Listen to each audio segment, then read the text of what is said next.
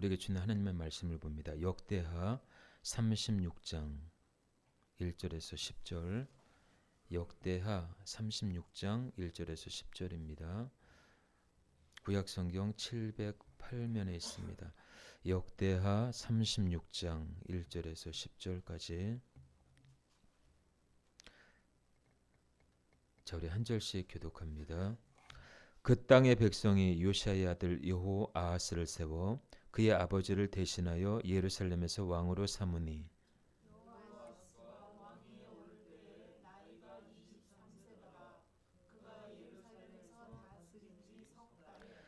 애굽 왕이 예루살렘에서 그의 왕위를 폐하고 또 그 나라의 은 100달란트와 금 1달란트를 벌금으로 내게 하며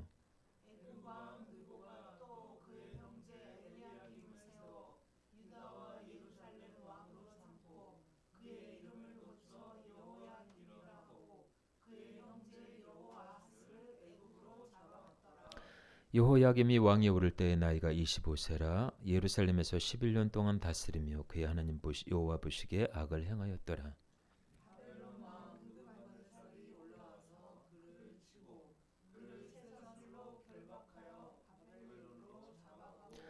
느부갓네살이 또 여호와의 전 기구들을 바벨론으로 가져다가 바벨론에 있는 자기 신당에 두었더라.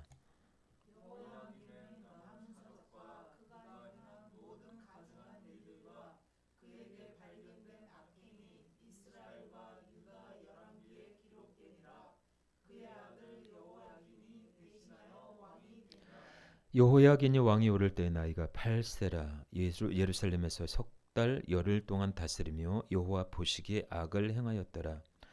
그 해에 느부갓네살 왕이 사람을 보내어 여호야긴을 바벨론으로 잡아가고 여호와의 전에 귀한 그릇들도 함께 가져가고 그의 숙부 시드기야를 세워 유다와 예루살렘 왕으로 삼았더라. 아멘. 자, 우리 제목을 따라하겠습니다. 망하는 데는 이유가 있다. 예. 자, 우리 제목을 좀 이렇게 펴주세요. 예, 제목을 나중에 망하는 데는 이유가 있다라는 제목으로 같이 은혜를 나누도록 하겠습니다. 자, 요즘 들어서 예기치 않은 사망 사건 소식들이 많이 들려오죠. 화재로 인한 사건과 그리고 요 며칠 전에 대전에서 일어난 그 아이 살인 사건, 또 어제는 그 엘리베이터 점검 기사가 점검을 하는 과정에서 추락하는 그런 비극적인 사고가 일어나기도 합니다. 여러분들, 우리는 이것을 위해서 기도해야 합니다. 나라의 안정과 사회를 위해서 우리는 기도를 많이 해야 돼요. 요즘 들어서 그냥 하루마다 이렇게 살인 사건, 다양한 사건들이 일어납니다. 아, 왜 그럴까? 기도하지 않을 수가 없습니다, 여러분들. 자, 우리 경영학 알지요? 경영학에서는 한 회사의 흥망성쇠를 다양한 방법으로 분석을 합니다. 그 분석 중에 하나가 스왓 기법이라고 하는 방법이에요. 그러니까는 한 그 기업을 봤을 때 이 기업이 성공할 수도 있고 실패할 수도 있다라는 거. 이게 스왓 기법이에요. 경영학에서는. 기업뿐만 아닙니다. 한 나라도 한 개인도 이 스왓 기법이 적용될 수가 있어요. 성공할 수도 있고 이 인생에 실패할 수도 있고. 한 나라의 뿐만 아니라 개인의 흥망성쇠도 우리가 하나님의 손에 있음을 우리가 알 수가 있습니다. 여러분, 우리 인생도 망할 수 있다는 것을 꼭 알아야 돼요. 우리 자신도 망할 수 있다는 것을 알아야 돼요. 태어나서 죽을 때까지 100% 건강히 살다가 죽는 사람은 이 세상에 아무도 없습니다. 병원에 가보면요, 한두 가지씩은 꼭 병명이 나타나요. 한 번 사는 인생 가운데 한 번도 실패하지 않은 사람이 없고 살면서 눈물을 한 번도 흘려보지 않은 인생이 없습니다. 누구나 다 평행선이라는 인생 가운데 오르막길이 있는가 하면 내리막길도 있어요. 문제가 있으면 반드시 거기에는 답이 있습니다. 답이 없는 문제는 있을 수가 없어요. 그래서 인생 가운데 주어지는 문제를 어디서 찾아야 되느냐? 성경에서 찾아야 합니다. 성경이 답이에요. 지금 이 나라가 이렇게 된 이유도, 가정의 어려움도, 사업의 어려움도, 개인의 문제도 다 성경 안에 있다라는 거예요. 하나님의 자녀라도 실패할 수가 있습니다. 질병에 걸릴 수도 있어요. 고통을 겪을 수도 있습니다. 그런데 로마서 8장 38절 39절에 이렇게 말씀하고 있습니다. 사망이나 생명이나 천사들이나 권세자들이나 현재 일이나 장래 일이나 능력이나 높음이나 깊음이나 다른 어떤 피조물이라도 우리를 우리 주 그리스도 예수 안에 있는 하나님의 사랑에서 끊을 수 없느니라 말씀하고 있습니다. 여러분, 우리는 말씀을 통해서 인생을 살다가 내 뜻대로 되지 않을 때 거기에는 반드시 이유가 있다라는 거예요.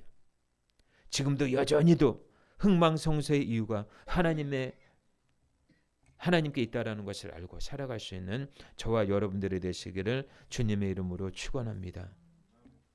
자, 오늘 말씀은 남유다가 망한 이유를 말씀하고 있습니다. 참고로 말씀합니다. 남유다는 BC 586년에 바벨론에 의해서 멸망을 당했지요. 그리고 북이스라엘은 아수르에 의해서 BC 722년에 멸망을 당했습니다. 오늘 본문의 말씀은 유다가 망한 결정적인 이유를 설명하고 있습니다. 결론은 뭐예요? 유다를 이끌어가는 왕이 악했기 때문에. 오늘 읽은 본문의 내용은 유다가 망한 이유에 대해서 설명하고 있습니다. 유다가 망한 이유가 뭘까요? 자, 요시야 왕, 유다 왕을 이끌어갔던 이 요시야 왕은 하나님 앞에 정직했어요. 근데 이 요시야 왕은 죽자마자 왕을 세워야 됩니다.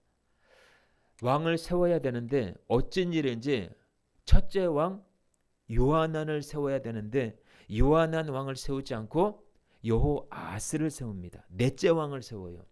이게 순차적으로 틀린 거죠. 그 이유는 요하난 그 첫째 왕이 어떤 이유로 죽었기 때문에 그 다음 선두주자로 둘째 왕을 세워야 되는데 어찌된 일인지 넷째 왕을 세워버려요. 백성들이 그렇게 세웁니다.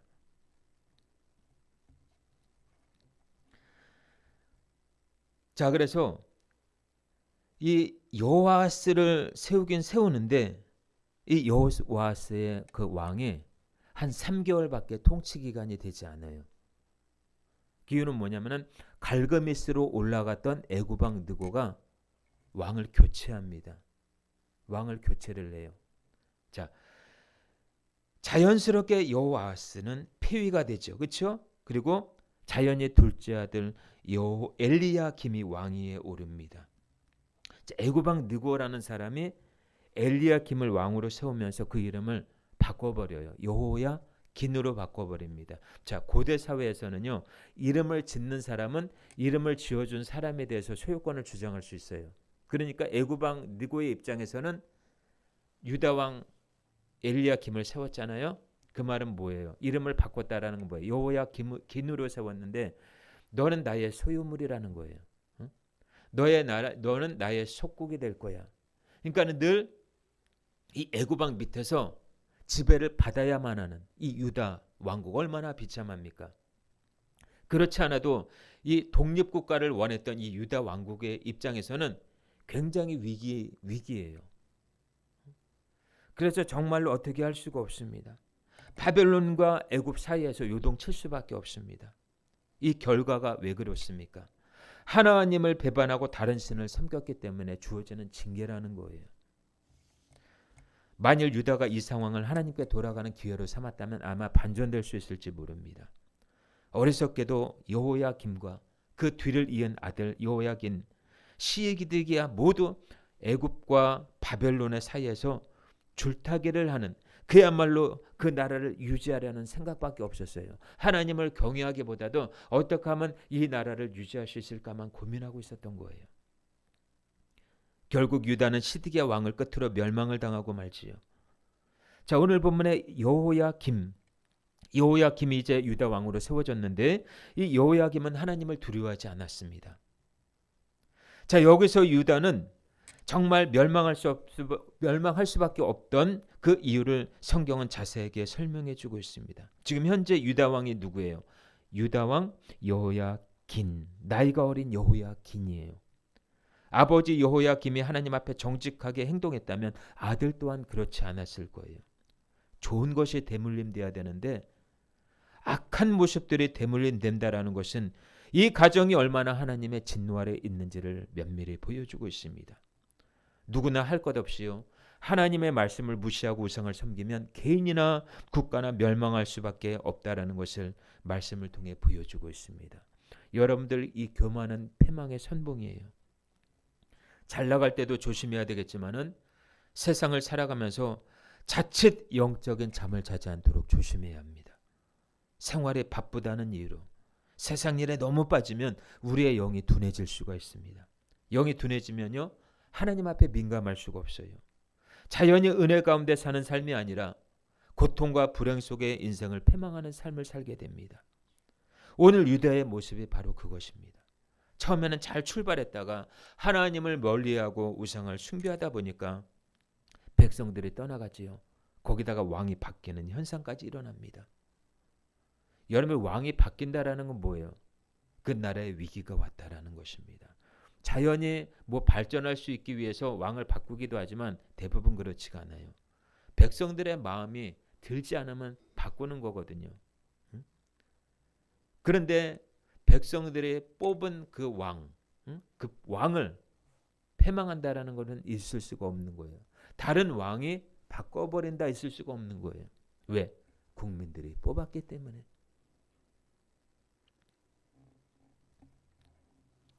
성경은 누가 왕인지를 말해주고 있습니다. 하나님이 왕인지 아니면 우리 자신이 왕인지 성경은 말해주고 있어요. 자, 하나님은 오늘 말씀을 통해서 우리에게 세 가지를 전해주고 있습니다. 첫째, 하나님을 경외하라는 거예요. 하나님을 경외함을 우리에게 주어지는 너무나 많아요. 우리 인생은 우리 자신이 책임질 수가 없지요. 인생 가운데 만나는 수많은 문제들을 무슨 수로 해결할 수 있겠습니까? 하지만 하나님을 경외한다라는 것은 하나님께서 내 삶의 짐을 덜어준다라는 의미이기도 돼요. 하나님을 경외하지 않아서 망한 왕이 오늘 본문에 등장하는 여호야김입니다. 여호야김은 나이 25살에 예루살렘에서 11년 동안 통치하게 되지요.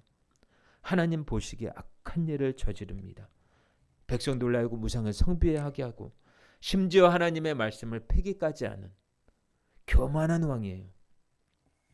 이 악한 일들은 하나님을 경외하지 않는 데서 오는 불신앙이라는 것입니다. 하나님을 경외하지 않으면요, 우리의 마음은 세상 향락으로 가득할 수밖에 없습니다. 디모데전서 5장 6절에 보니까 향락을 좋아하는 자는 살았으나 죽었다라고 말씀하고 있어요. 죽은 자라는 것은 영이 죽었다라는 것입니다. 영이 죽은 자는 하나님을 떠난 자요, 생명이 그 속에 없는 거예요. 생명이 없는 자는 지옥에 던져질 불시식의 역할을 될 수밖에 없습니다. 그래서 우리 예수님은 생명을 주시기 위해 이 땅에 오셨습니다.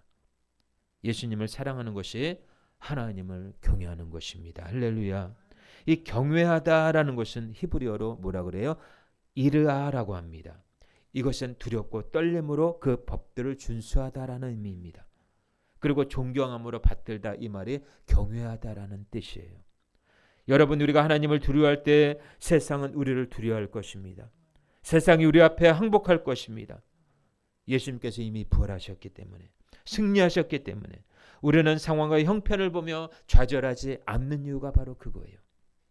왜? 우리에게 부활의 능력이 있기 때문에, 우리에게 부활의 기쁨이 있기 때문에. 여러분 안에 부활의 기쁨이 있으십니까? 부활의 기쁨이 있으십니까? 그렇다면 여러분들은 모든 것을 가진 자예요. 오늘 유다왕 여호야김은 하나님을 마음에 두지 않았습니다. 그리고 자기 입맛에 맞는 정치를 했어요. 그것이 우상 숭배이며 자기 중심적인 삶의 모습입니다. 그 아들 또한 어떻습니까? 여호야긴은 나이가 8살인데도 불구하고, 어린 나이인데도 불구하고 아버지랑 똑같이 하나님 보시기에 악한 일을 서슴지 않고 행합니다. 아버지 여호야김은 그의 악행이 이스라엘과 유다 열왕기에 기록이 됐다라고 성경은 말씀하고 있습니다. 그 아들 여호야긴 또한 마찬가지입니다. 이 두 부자, 아버지와 아들의 악한 모습을 보면서 우리 자신도 말씀 앞에 깨트리며 굴복해야 할 육체의 삶을 드리기보다 마귀에게 드리는 삶이 얼마나 고통스러운지를 깨달아야 합니다. 상황이 이게 아닌데 싶을 때는요, 빨리 하나님께로 돌아가는 길이 사는 길이에요. 회복되는 길입니다. 멀어졌던 하나님과 영적인 관계는요, 회복을 통해서 가까워질 수가 있습니다. 지금도 나의 삶이 여전히 흥할 수도 있고, 지금도 여전히 나의 삶이 망할 수 있다는 것을 여러분들 기억하셔야 돼요. 인생은 두 개의 길로 갈라집니다. 흥하느냐 망하느냐. 오늘 유다의 멸망은 시대를 읽지 않은 까닭이 아니라 하나님을 떠난 까닭이에요. 하나님 대신 바벨론과 애굽을 의지했기 때문에 망한 거예요. 우리도 마찬가지입니다. 사람을 의지하거나 돈을 의지하거나 명예를 의지하면 반드시 망하는 징조입니다. 만일 유다가 애굽 대신에 바벨론과 화친하는 전략을 세웠다면 나라는 유지되었거나 최소한 멸망의 시기를 늦췄을 수도 있습니다. 그렇지만 이것이 본질이 아니라는 거예요. 하나님만을 의지했던 다윗도요, 나라를 다스릴 때는 주변 국가들이 이스라엘을 두려워했어요. 그리고 다윗을 두려워했습니다. 조금까지 바치게 했어요.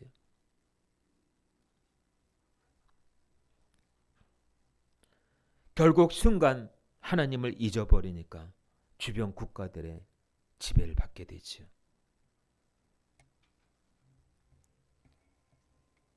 북왕국 이스라엘에는요, 단 한 명도 선한 왕이 없습니다. 남왕국도 마찬가지예요. 하나님을 떠난 악한 길을 같은 왕들이 더 많았던 것이 멸망의 원인임을 우리는 역대기를 통해서 보게 됩니다. 여러분들 지금도 이 원리는 우리의 삶에 그대로 적용이 됩니다. 개인이나 국가나 하나님을 의지하면 망하지 않는다라는 것이 원리예요. 그런데 하나님 대신 다른 것을 의지하면 처음에는 하나님의 경고가 주어져요.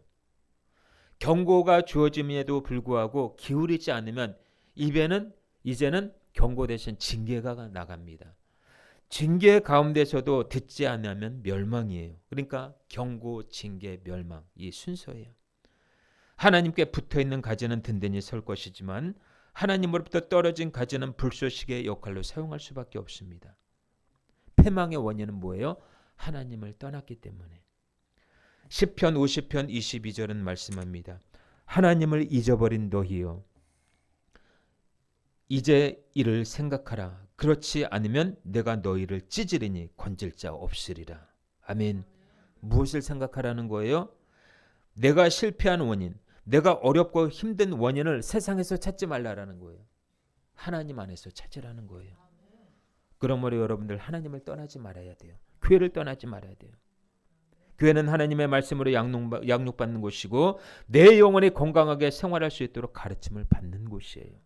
그리고 믿음의 훈련 장소입니다. 하나님의 사람으로 서가는 일에 일깨워주는 믿음의 공동체예요. 따라서 우리는 오늘 본문의 여호야김처럼 악한 길을 걷지 말아야 될 것이고 세상에서도 성공하는 이유와 실패가 반드시 있다는 것을 우리는 알아야 합니다. 여러분 모두가 하나님을 경외함으로 순종하며 승리하시기를 주님의 이름으로 축원합니다. 두 번째로 오늘 주시는 메시지가 뭡니까? 하나님만을 두려워하라는 거예요. 따라서입니다. 하나님만을 두려워하겠습니다. 여러분들 하나님을 두려움의 존재로만 인식해서는 안 돼요. 하나님은 우리의 아버지시고요. 우리에게 한없이 관대하시고 사랑이 풍성하시고 변함이 없으신 분이에요. 예. 따라서 하나님을 두려워할 때 하나님을 더욱더 깊이 인식하게 된다라는 거예요. 그리고 나의 연약함을 발견하게 돼요. 오늘 본문의 여호야김은 하나님을 두려워하지 않았기 때문에 장차 자기에게 주어지는 결말을 알 수 없었습니다. 하나님을 두려워하는 자는요, 매사에 언어나 행동이나 조심할 수밖에 없습니다. 그리고 하나님을 경외하는 자는 보이지 않던 미래를 볼 수가 있어요. 하나님을 두려워하는 자는 세상을 두려워하지 않습니다. 사람을 두려워하지 않아요. 죽음을 두려워하지 않습니다. 왜요? 하나님이 인간의 생사화복의 주관자이시기 때문에, 그것을 알기 때문에 죽음을 두려워하지 않는 거예요. 자, 여호야김이, 유다 왕 여호야김이 하나님을 두려워했다라면은 아마 백성들로 하여금 하나님을 따르도록 가르쳤을 것이에요. 그런데 그렇지 않다라는 거예요. 마음에 하나님을 두려워하는 마음이 없다 보니까 우상을 섬기게 되고 백성들로 하여금 우상을 섬기게끔 부추깁니다. 그의 삶에는 온통 자기가 중심이 되었어요. 하나님이 없습니다. 악이 그의 삶의 중심이 되어버렸습니다. 여러분들 하나님 없는 삶은 그 자체가 흑암이요 불행이라는 것을 잊지 마시길 바랍니다. 그래서 불행의 씨앗은 자기가 키우는 거예요. 사람은 혼자 스스로 살아갈 수 없습니다. 길이 아무리 잘 닦여 있어도, 우리에게 아무리 튼튼한 두 다리가 있어도 빛이 없으면 길을 갈 수가 없는 거예요. 캄캄한 밤중에 길을 나서면요, 어떤 봉변을 당할 수가 없어요. 더군다나 인생길 순례의 길에는 낭떠러지와 같은 많은 위험이 우리 주변에 도사리고 있습니다. 그런 길을 빛 없이 갈 수 있겠습니까? 그런 길을 두 다리 없이 갈 수 있겠냐고요. 길은 다리로만 걸어가는 것이 아니에요. 눈으로 걸어가는 거예요. 눈이 보여야 합니다. 앞이 보여야 돼요. 그러므로 빛이 있어야 합니다. 칠흑처럼 캄캄한 길에서는요, 밤하늘 샛별의 작은 빛 하나만으로도 길을 짐작하며 걸어갈 수가 있지요. 그래서 하나님은 어둠 중에 있는 우리에게 샛별 정도가 아니라 환하고 밝은 빛이 되어 주신다라는 거예요. 자, 시편 119편 105절은 말씀합니다. 주의 말씀은 내 발의 등이요 내 길의 빛이니이다. 아멘.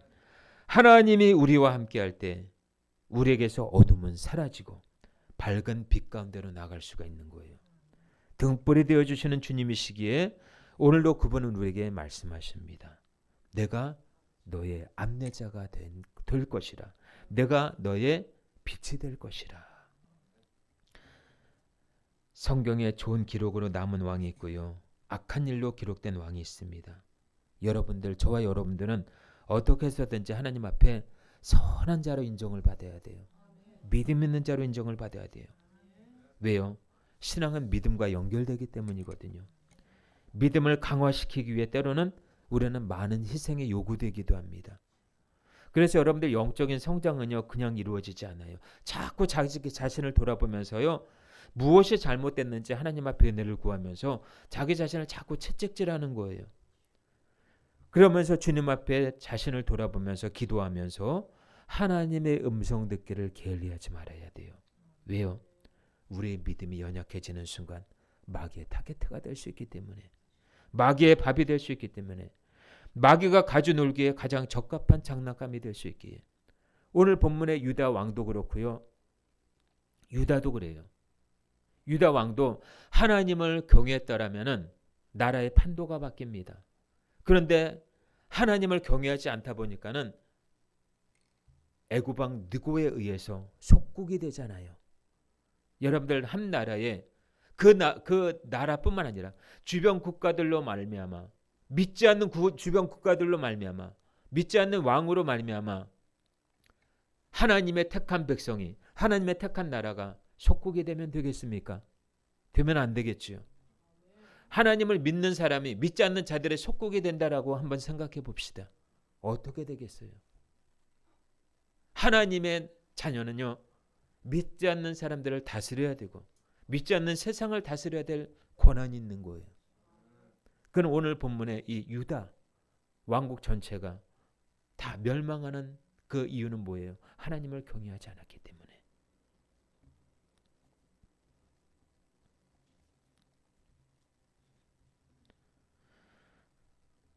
오늘날 하나님의 백성조차도 세상의 방식을 따릅니다.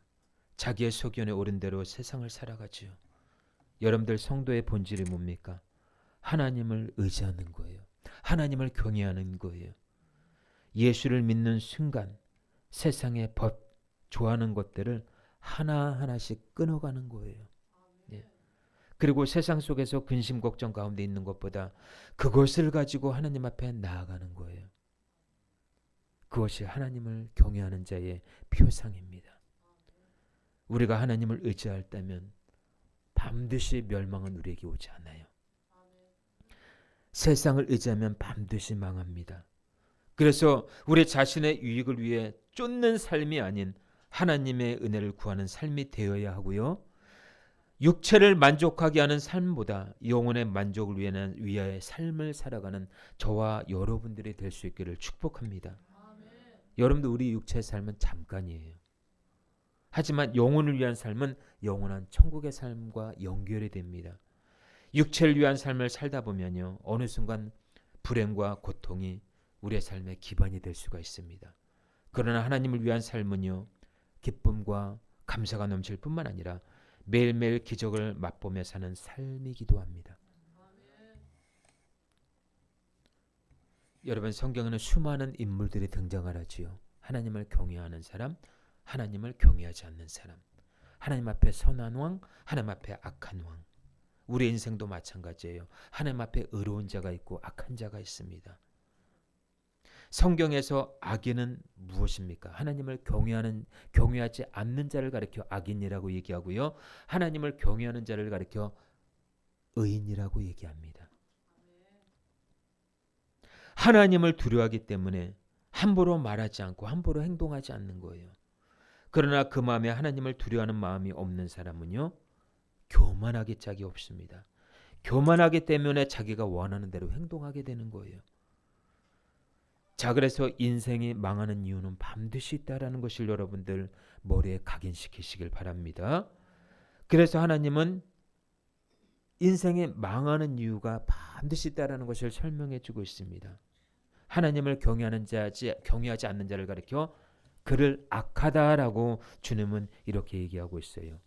한 나라의 왕이라는 고귀한 직분을 받았음에도 불구하고 하나님의 영광을 나타내기는커녕 하나님의 영광을 가리고 하나님의 이름을 망령도 일컫는 이 유다 왕의 그 모습이 얼마나 죄가 크겠습니까? 자기를 사신 줄을 두 번 부인하는 행위와 같아요. 그래서 하나님이 주신 고귀한 직분, 하나님 앞에 저와 여러분의 믿음이 하나님 앞에 선하고 아름답게 평가되기를 주님의 이름으로 축원합니다. 마지막 세 번째로요, 오늘 우리에게 주시는 메시지가 뭘까요? 하나님 앞에 날마다 회개하는 삶을 살라라는 것입니다. 그래야 인생이 망하지 않아요. 여러분들, 우리 인간은요, 완전하지 않아요. 죄악으로 가득한 세상 속에서 조금이라도 하나님을 의식하지 않고 살면요, 그때는 죄가 왕노릇하게 되고 죄의 다스림을 받는 삶을 살게 됩니다. 그러므로 회개가 능력이에요. 오늘 본문에도 여호야김이 하나님 앞에 진심으로 회개했다라면 유다 왕은 아마 바뀌었을지도 모르고 그 나라는 아마 바뀌었을지도 몰라요. 다윗도 하나님 앞에 회개했을 때 다윗이 다스리던 그 나라를 하나님이 강성하게 하셨지요. 그 위를 견고하게 하셨습니다. 하나님을 대적하는 주변 국가들로부터 잃어버렸던 모든 소유물들을 되찾게 하셨어요. 그리고 마침내는 그 마음에 뭐라고 얘기합니까? 하나님이 다윗 보고 내 마음에 합한 자로다, 이런 칭호를 받게 돼요. 여러분, 회개는 돌이키는 것입니다. 나 중심에서 하나님 중심으로 돌이키는 거예요. 한 사람에 의해 태평성대를 누리는 사람이 있는가 하면요, 한 사람에 의해서 망하는 징조를 보게 됩니다. 회개를 통해 태평성대를 이루기도 하고 회개하지 않음으로 하나님의 진노를 쌓아가는 사람이 있어요. 성경의 많은 인물들을 보면서 그 인물들과 나와의 관계가 어떠하느냐, 오늘 우리에게 숙제입니다. 성경은 그 시대만의 사건이 아닙니다. 시대는 다르고 환경은 달라도 우리 가운데 역사하시는 하나님은 동일하셔요. 히브리서 13장 8절에 말씀하시기를 예수 그리스도는 어제나 오늘이나 영원토록 동일하시니라 말씀하고 있습니다.